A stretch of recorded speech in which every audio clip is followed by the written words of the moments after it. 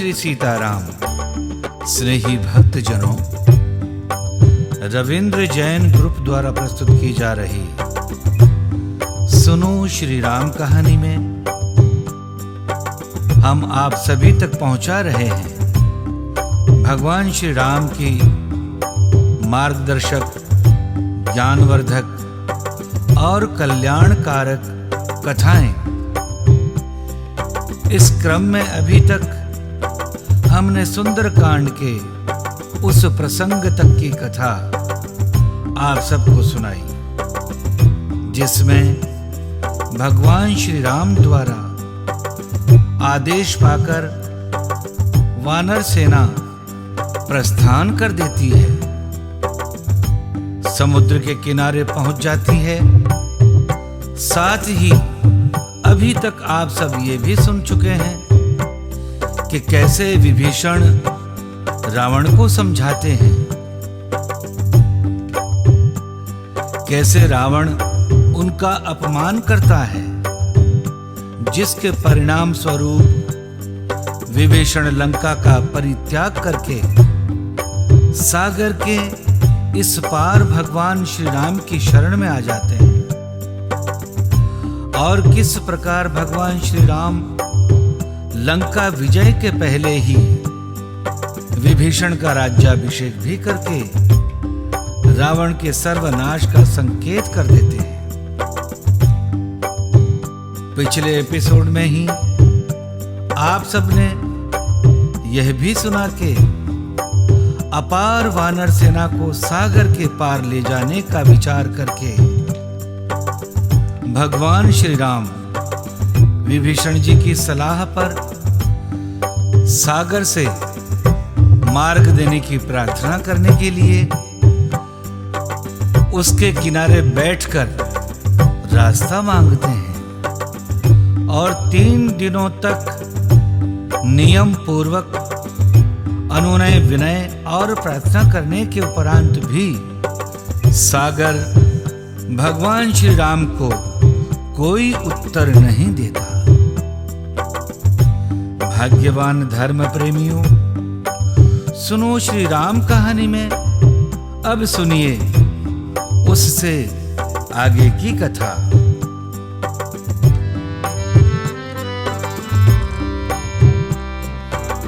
विनयन मानत जलधि जड़ गए 3 दिन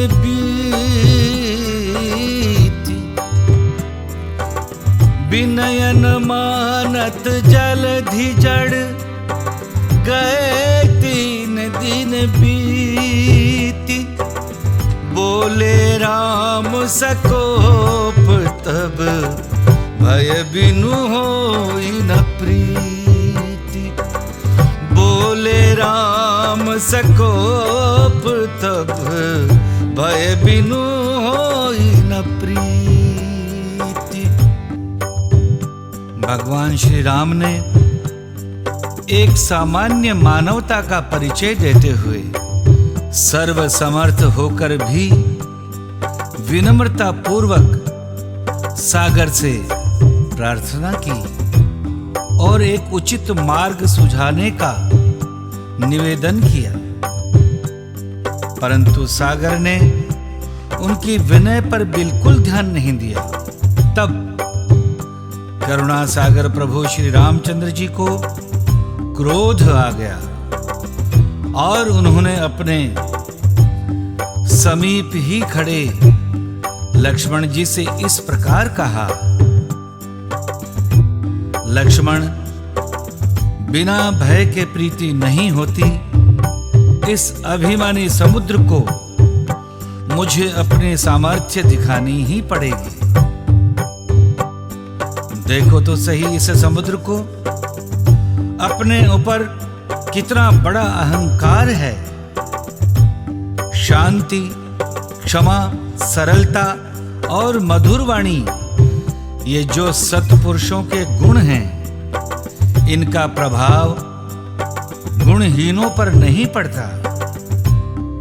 मूर्खों के सामने इनका प्रयोग करने पर यही परिणाम होता है कि वे उस सदाचारी गुणवान पुरुष को भी असमर्थ और मूर्ख समझ लेते हैं।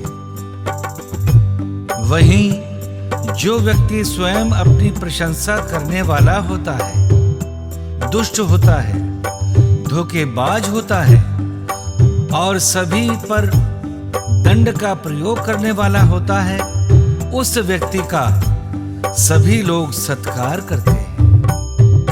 लक्ष्मण, सामनीति अर्थात शांति के द्वारा इस लोक में ना तो कीर्ति प्राप्त की जा सकती है, ना यश का प्रसार हो सकता है और ना ही संग्राम में विजय पाई जा सकती है। विजय और यश वैभव पाने के लिए शक्ति प्रदर्शन परम आवश्यक है। आज मेरे बाणों से खंड खंड होकर मगर और मत्स्य सब और उतर आकर बहने लगेंगे और उनकी लाशों से इस समुद्र का जल ढक जाएगा।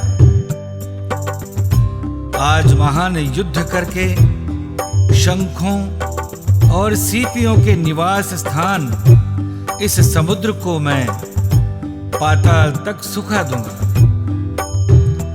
अभिमानी और मूर्ख के प्रति क्षमा भाव रखना ही मूर्खता है।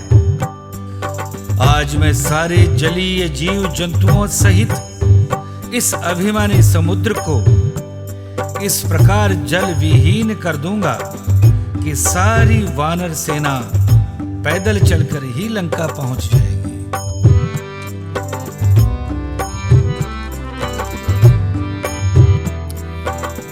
लक्ष्मण बाण सरसन आनु, सौशों बारिधि बिसिख कृसानु। 60 सन विनय कुटिल सन प्रीति, सहज कृपन सन सुंदर नीति। ममता रत सन ज्ञान कहानी, अति लोभी सन बिरति बखानी। क्रोधी समकामी हरि कथा, ऊसर बीज बहे फल जथा।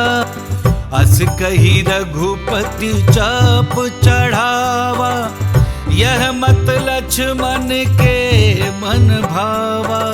संधान्यो प्रभु बिसिख कराला, उठी उदधि उर अंतर ज्वाला। मकर उरग झष गन अकुलाने, जरत जंतु जल निधि जब जाने। कनक थार भरि मणि गण नाना, विप्र रूप आयउ तजिमाना। विप्र रूप आयउ तजिमाना। हे लक्ष्मण, धनुष बाण लाओ, मैं अग्नि बाण से समुद्र को सुखा डालूं। मूर्ख से विनय, दुष्ट के साथ प्रीति, स्वाभाविक ही कंजूस से सुंदर नीति, उदारता का उपदेश, मोह ममता में फंसे हुए मनुष्य से ज्ञान की कथा, अत्यंत लोभी से वैराग्य का वर्णन, क्रोधी से शांति की बात और कामी से भगवान की कथा, इनका वैसा ही फल होता है जैसा ऊसर भूमि में बीज बोने से होता है। अर्थात ऊसर में बीज बोने की भांति यह सब व्यर्थ जाता है। ऐसा कहकर श्री रघुनाथ जी ने धनुष चढ़ाया। यह मत लक्ष्मण जी के मन को बहुत अच्छा लगा। प्रभु ने भयानक अग्नि बाण संधान किया, जिससे समुद्र के अंदर अग्नि की ज्वाला उठने लगी। मगर, सांप तथा मछलियों के समूह व्याकुल हो गए। जब समुद्र ने जीवों को जलते जाना, तब सोने के थाल में अनेक मणियों रत्नों को भरकर अभिमान छोड़कर वह ब्राह्मण के रूप में राम जी के सामने आया। काटे ही पाई कदरी फराई, कोट जतन कौ सींच, विनयन मान खगेश सुन, डांट ही पाई नवनीच, डांट ही पाई नवनीच।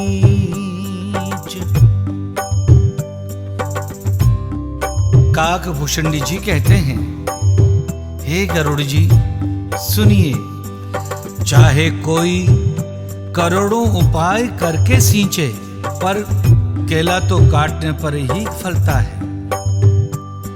नीच विनय से नहीं मानता, वह डांटने पर ही झुकता है, रास्ते पर आता है।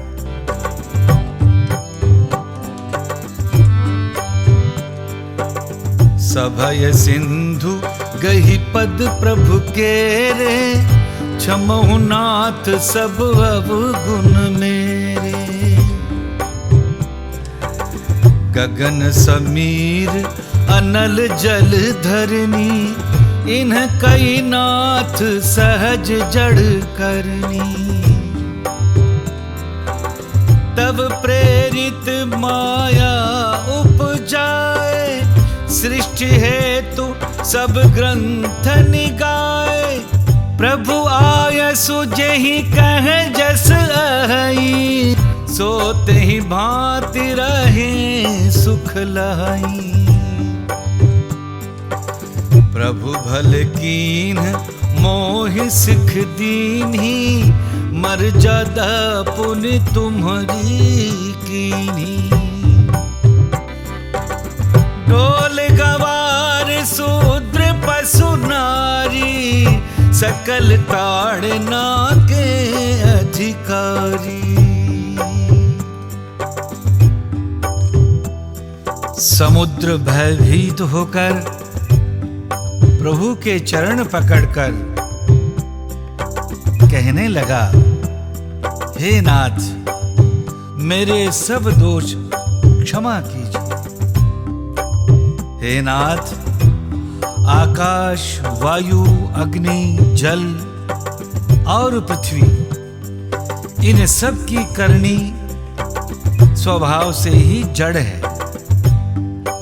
आपकी प्रेरणा से माया ने इन्हें सृष्टि के लिए उत्पन्न किया है। सब ग्रंथों ने यही गाया है, जिसके लिए स्वामी की जैसी आज्ञा है, वह उसी प्रकार से रहने में सुख पाता है। प्रभु ने अच्छा किया जो कि मुझे शिक्षा दी, किंतु मर्यादा अर्थात जीवों का स्वभाव भी आपकी ही बनाई हुई व्यवस्था है। ढोल, गंवार, शूद्र, पशु और स्त्री, ये सब शिक्षा अर्थात देख रेख के अधिकारी हैं। प्रभु के प्रताप से मैं सूख जाऊंगा और सेना पार उतर जाएगी, इसमें मेरी बड़ाई नहीं है, मेरी मर्यादा नहीं रहेगी।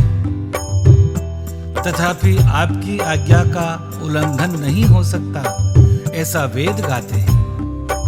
अब आपको जो अच्छा लगे मैं तुरंत वही करूंगा।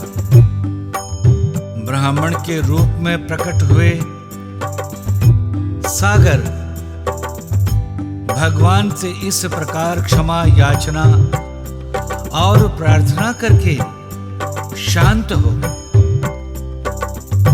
धर्म प्रेमियों, यहाँ एक बात को स्पष्ट करना अति आवश्यक है कि ताड़ना का अर्थ मात्र शिक्षा देना नहीं है।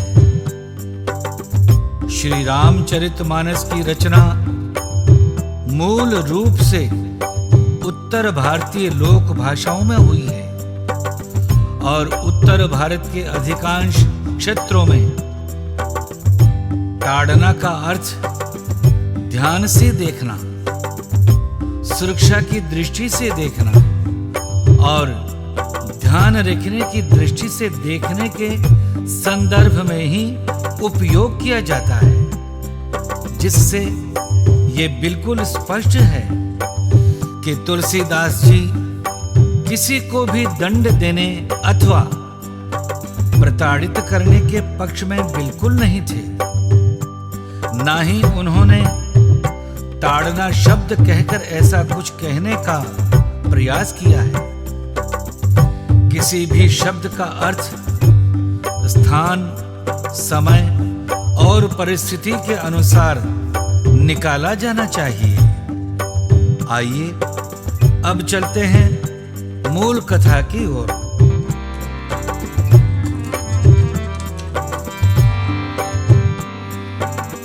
सुनत विनीत बचन अति, कह कृपालु मुस्काई, जहि विधि उतरे कपि कटकु, तात सो कहु उपाय।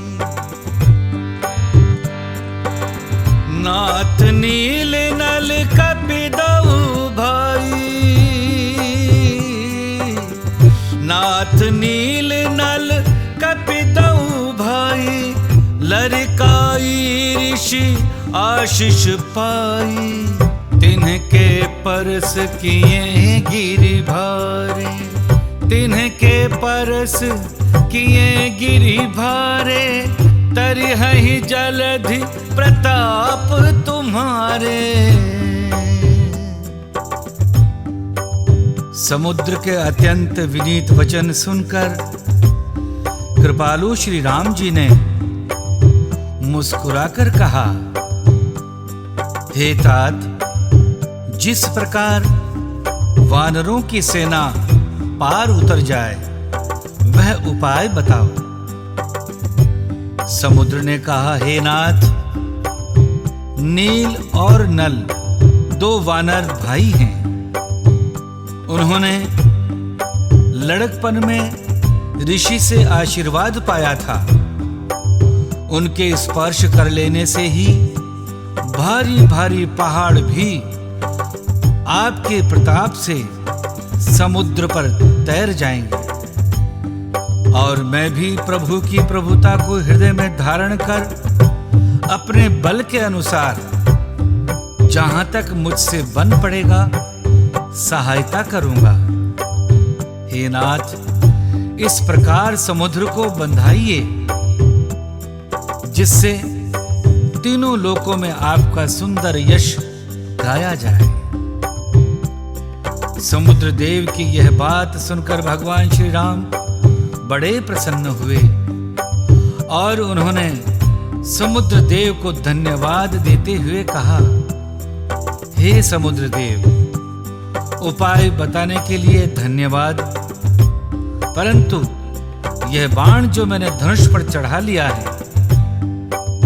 यह बिना लक्ष्य का संधान किए तरकश में वापस नहीं जा सकता। इसका क्या करूं? इस पर समुद्रदेव ने कहा, एहि सर मम उत्तर तटवासी, हतहु नाथ खल नर अघरासी। सुनि कृपाल सागर मन पीरा, तुरत ही हरि राम रणधीरा। इस बाण से मेरे उत्तर तट पर रहने वाले पाप के भंडार दुष्ट मनुष्यों का वध कीजिए। वे आभीर जाति के मनुष्य बड़े ही दुष्ट, लुटेरे और अत्याचारी हैं, जो अपनी शक्तियों का दुरुपयोग करके मुझे पीड़ित करते हैं। कृपालु और रणधीर श्री राम जी ने समुद्र के मन की पीड़ा सुनकर उसे तुरंत ही हर लिया, अर्थात बाण से उन दुष्टों का वध कर दिया। श्री राम जी का भारी बल और पौरुष देखकर समुद्र हर्षित होकर सुखी हो गया। उसने उन दुष्टों का सारा चरित्र प्रभु को कहकर सुनाया। फिर चरणों की वंदना करके समुद्र चला गया। परम भाग्यवान श्री राम कथा प्रेमियों, सुनो श्री राम कहानी में आज की श्री राम कथा यहीं तक। सुनो श्री राम कहानी के हमारे अगले एपिसोड में हम आप सभी को सुनाएंगे कि भगवान श्री राम ने अपना वह बाण जिस क्षेत्र में छोड़ा उसका क्या हुआ और उस क्षेत्र के लिए भगवान श्री राम ने क्या कहा। साथ ही नल और नील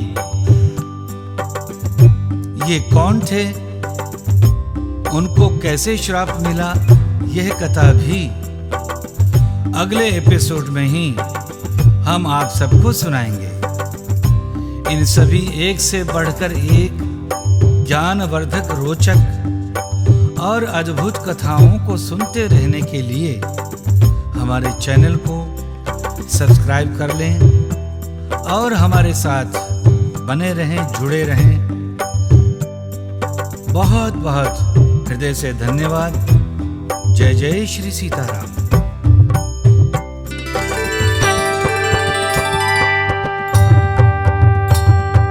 सिया राम